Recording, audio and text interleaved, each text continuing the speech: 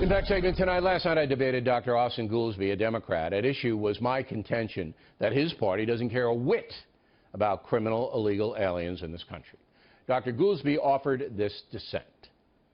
The thing that is objectionable about Donald Trump's policy is he started by saying let's deport criminals, and now he's redefining I'm not who sure is a he's criminal redefining it. I haven't seen any redefinition. I haven't seen any. Now, Dr. Goolsbee was referring to Homeland Security directives that say aliens who commit minor crimes may also be targeted. The big picture is that the Trump administration may deport illegal aliens who have now committed some low-level crimes, including welfare fraud.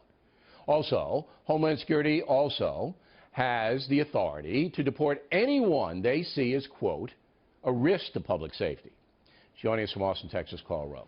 So it's my belief that if you start to round up, as Juan was saying, people getting traffic tickets, all right, even though you can be an illegal alien in California and get a driver's license, if you start to do that, and you're pulling chambermaids out of Motel 6s or whatever, that Americans are not going to want it. Am I wrong?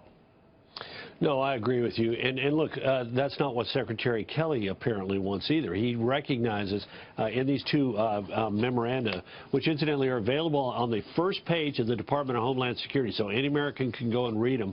He makes it clear that that they want to prioritize the use of the resources of the Department of Homeland Security to focus on people who've committed criminal acts or engaged in criminal behavior. And his spokesmen have made it clear in the interviews this day that they do not anticipate, they don't have the resources to round up 11 million people, nor do they have any intention of doing that. And just today, there were new guidelines put out, and mostly more Border Patrol agents, more ICE agents back, and stuff like that. But the DACA, 750,000 DACA people, they're not going to be deported. I mean, that was not in the new Homeland Security directives. In fact, they went out of their way to say explicitly there. Yeah, unless they misbehave. The people. But that doesn't stop.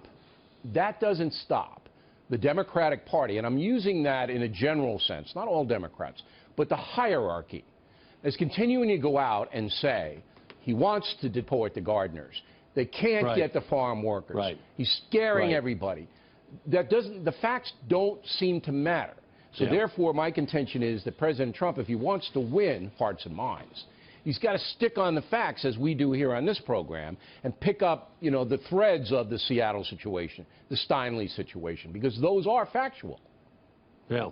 Well, look, I'd make 2 points. First of all, you know, I was interested last week. 74% of the people who were rounded up in the ICE roundup had criminal records.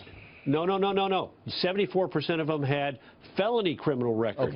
Virtually all of them had some form of criminal record that was not a felony. For example, they had an order to remove themselves from the country and hadn't, or they were charged with a criminal offense but it had not been resolved. So, but 74% under the definition of ICE were people who had criminal offenses that they had committed. It didn't matter. I went back and looked. This is the report for 2016, and it's emblematic of the report for every year that President Obama has been in office. And that is, his roundups got no more than 59% of the people who fell into the same hardcore category that generated 74% last year, 74% last week. In fact, last year, 2,000 people. Remember that kid who swept up in Seattle because his uncle's a drug dealer and he's a dreamer? Last year, there were 2,000 such people whom Barack Obama's administration caught as a result of their sweep, and whom they sent back. And we didn't see a screaming and shouting that we're seeing now. Now, look, I'm with you. I don't think it's wise for the administration to engage in trying to round up and send home 11 million people. But I think these steps that they've gotten, I mean, think about this. This is literally what it says. Here's what you're going to prioritize. Anybody who's committed a criminal offense. Anybody who's been charged with a criminal offense, but it hasn't been resolved in a court of law.